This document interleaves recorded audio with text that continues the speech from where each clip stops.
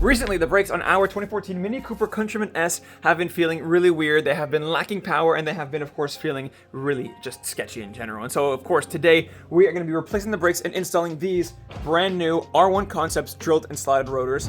Now, first things first, of course, I do want to really quickly unbox the brakes. So let's go ahead and go over here to the box and unbox the brakes. I will be truthful, I did open the box, but I haven't opened the other boxes inside, which is what contains the brakes, right?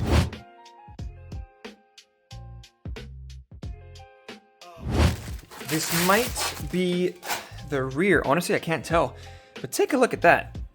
So R1 Concept says that this has like a geocarbon coating of some sort that helps prevent, you know, rust and brake fade, and of course also helps the brakes last longer. And honestly, wow, it has a really nice shine to it. Of course, that's gonna change once you start driving, but really good quality, nice and heavy. But I bet these are probably lighter than the stock ones. Wow, really, really nice. Has a nice feel to it. Nice. Let's put this to the side.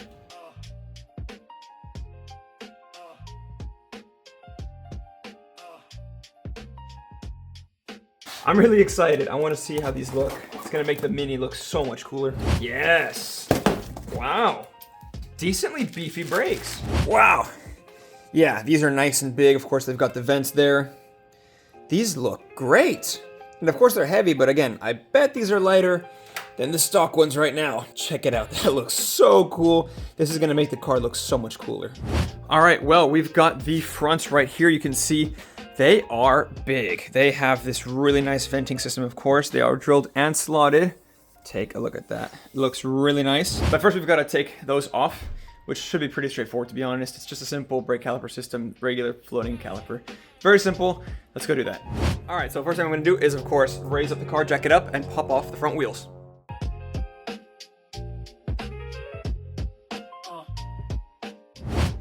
All right, so I got the car lifted up and jacked, and of course the wheel is off. Brakes are fully exposed right here. Very simple. I'm going to remove the brake pad wear sensor first. Just gonna pop that out. Then I'm going to remove the floating caliper and take off the old brake pads. From there, I'm gonna see if it's possible to remove the rotor, of course, by removing this Allen bolt right here, without having to remove the guide for the caliper. So I'm gonna see if I can like wiggle this out without having to remove this. If I have to, that's not that bad. It's only 2 bolts anyway.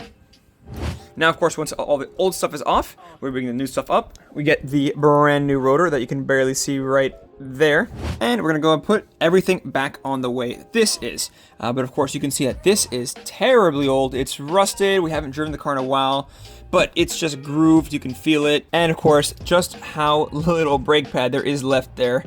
There's pretty much nothing left. So this comes at a good time, honestly. We've been meaning to change the brakes on this car anyway, and by the way, you should too. So, on that note, I'm gonna go ahead and start removing this, and of course, brand new Bilstein suspension. If you guys need new suspension on your Mini Cooper Countryman, check out my video that I have about installing brand new Bilstein shocks on this car. Totally change it. But anyway, I'm gonna go ahead and start removing everything we need here, and then we'll start putting the new stuff on. Let's do it. All right, so I'm gonna use a 13mm socket to get these 2 bolts back here, holding the caliper carrier on. Then this should fall right out. But first things first, you can see right here we have a brake pad wear sensor. Now there's only one per side on the Mini. So there's one in the front on the left side, on the driver's side here in the USA, and there's one on the rear right, on the passenger side. So this obviously is to, you know, monitor the wear on the brake pads, and it should give you a warning when it's time to change the brakes. Which is strange that it hasn't warned us yet because there's very little brake pad left. It's not defective because we would get a brake error. And by the way, I would recommend changing this as well once you're here. Unfortunately, R1 Concepts does not provide this, and I just kind of forgot. But it hasn't given us an error, so we're going to keep going with this. But I would recommend changing it since you're right here already. So of course, just go ahead and pop this out.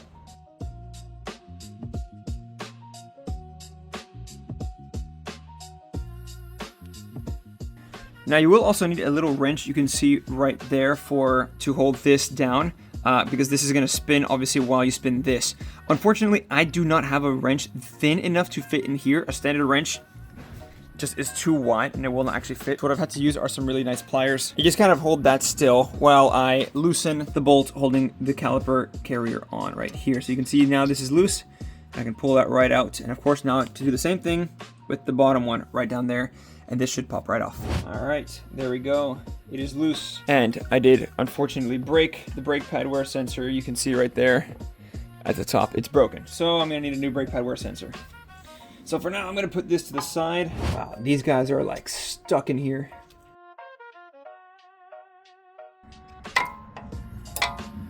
Wow. Oh my God. Very little brakes left. Jesus. All right, let's get rid of these. So yeah, I'm gonna have to buy one of these on Amazon, and then I'm gonna install it. But for now, what I'm gonna do is I'm gonna remove the rotor, which is obviously just held on by a simple Allen bolt right here. Like I said earlier, I think I can probably remove this while keeping this on and kind of slide it out. But again, if not, it's easy. It's just being held on with 2 bolts. So I'm gonna try to get this off right now. All right, to remove the actual caliper guide, you're gonna need a 16mm socket. And I'm gonna go ahead and put this on my impact, just to take it off a little bit quicker. And of course, it's easier if you turn the wheel towards you so you can actually get more access to everything. Makes everything a lot simpler.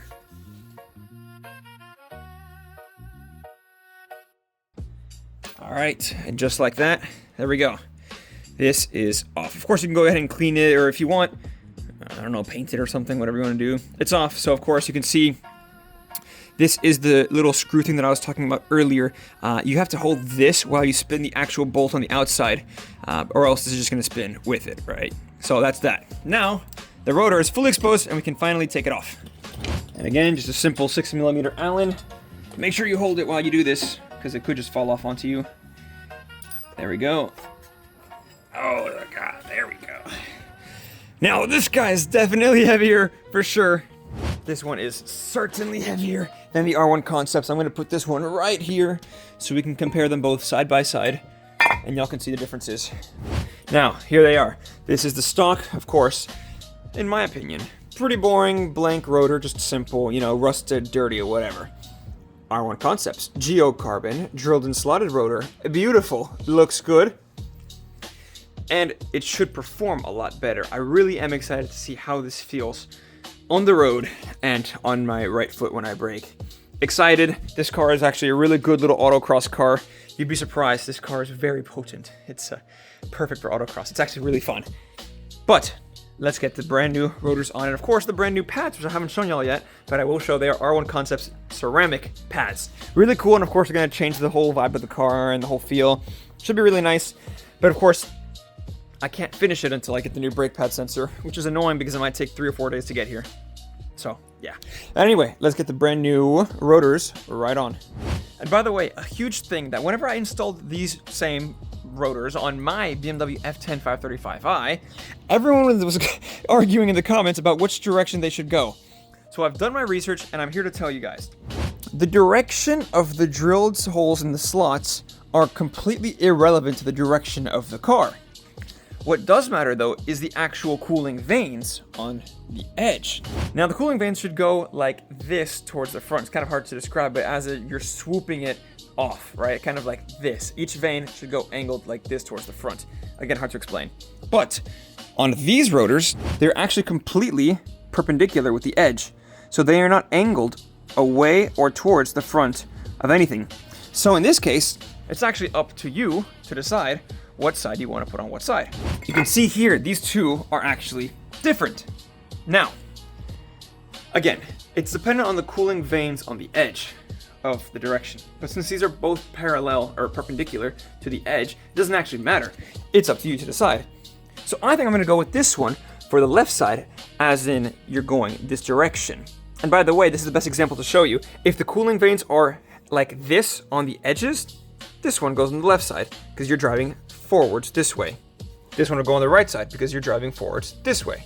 Sorry, this way. It can be a little confusing, to be honest, and nobody tells you this, nobody explains it to you, so you just kind of have to do your own research. But these specific rotors, the cooling vanes are all perpendicular to the edge, so I could put either one on either side. I choose you. Let's put it on.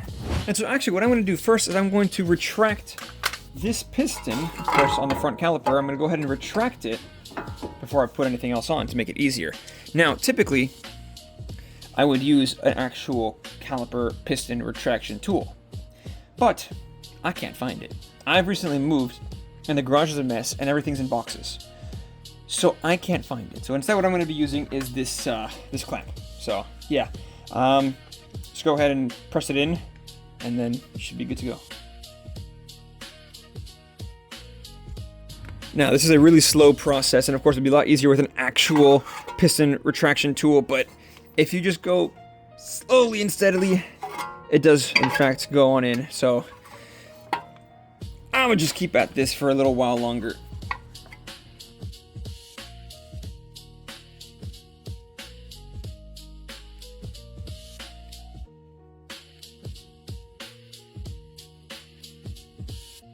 All right, there you go. Look at that. Piston fully retracted in. Perfect. Let's put this back to the side. And now we can actually get the rotor on.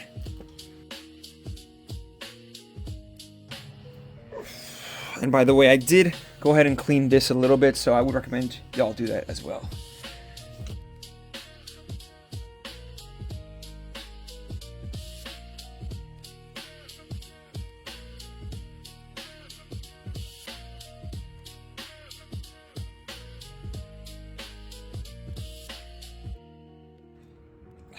All right, nice and tight. There is a torque spec for this, but the problem is it kind of spins, so you can't really torque it. I just went ahead and used a good amount of force to get it on.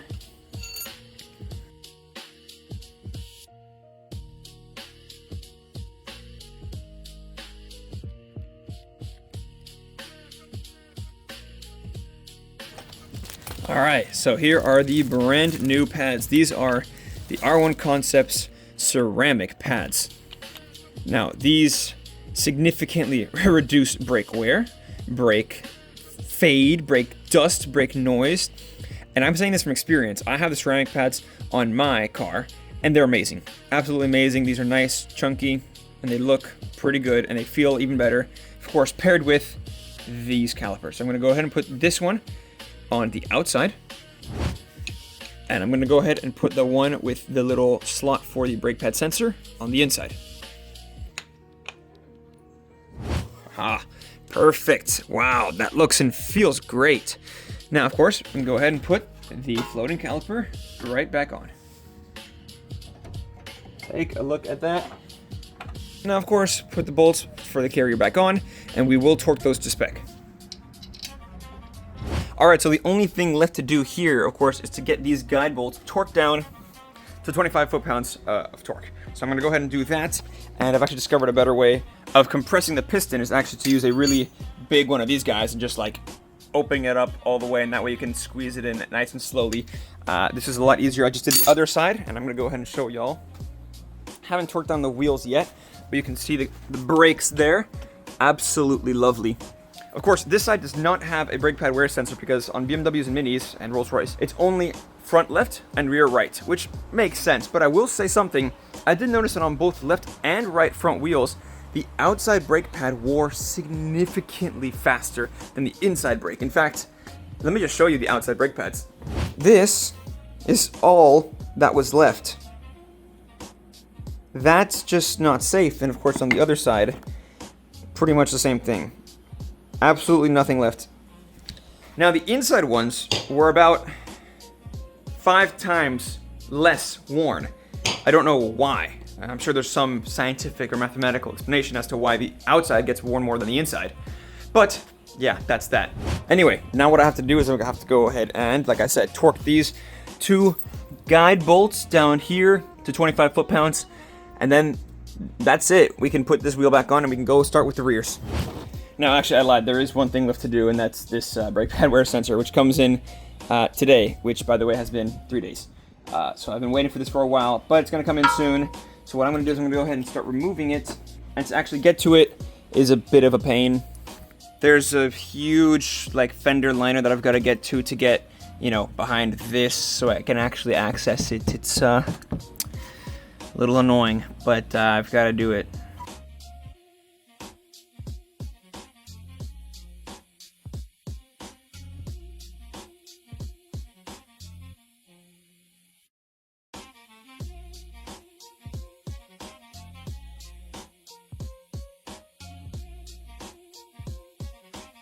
Also, another thing, I have spacers. Obviously, you don't need spacers, and this is, you know, not changing anything, but I'm just gonna pop this off. There we go. And of course, this is likely what you have. If not, get some spacers. They look really nice. Anyway, of course, we've got the rear hub right here. So it's pretty much the exact same process. The little guide bolts here, pop this off, pop the piston off, remove the brakes, remove the pads, then of course get the actual carrier off. Yeah, it's the same thing. Let's go ahead and do it.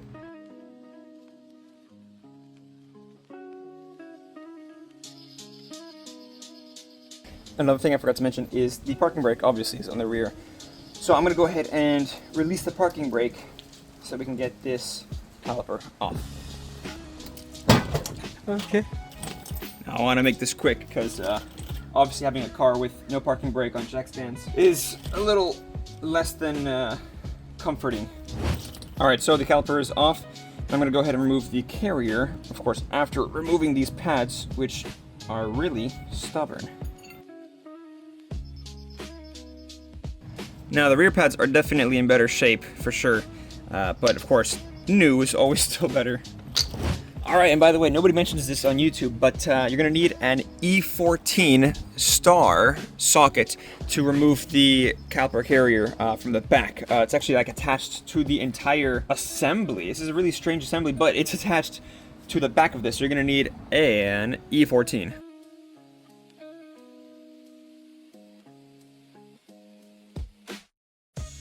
Alright, caliper carrier is off. You can see right here. Nice. Now, of course, we can go ahead and remove the rotor. There we go. Nice. Now, same thing as before, just gonna go ahead and clean this off a little bit. Now, I'm almost done here. The only thing left to do is to torque down the guide bolts. Same thing as the front's 25 foot-pounds of torque. And then, after that, we're done. I'm gonna go ahead and finish doing the front brake pad sensor because I actually just got it in the mail. So I'm gonna go ahead and remove this broken, disgusting thing and somehow find a way of getting access to wherever it is back here. Yeah, that shouldn't be fun. Hopefully it is, but it's not probably gonna be. Anyway, I'm gonna get that done and then of course put the wheel back on the front and the spacer because I have spacers. Finish up the rear and then we can go finish the rear right. And then we're done and we can go ahead and see what they look like. And, you know, I guess see how they feel. That's probably going to be in another video because there is a break-in procedure, by the way. So check R1 Concepts website for the break-in procedure. I'm going to go ahead and break those in. But, of course, I will catch y'all in another video and see how they feel. A full comprehensive review of the brakes itself. This is just the installation, if you will. But I'm excited. Let's finish this up.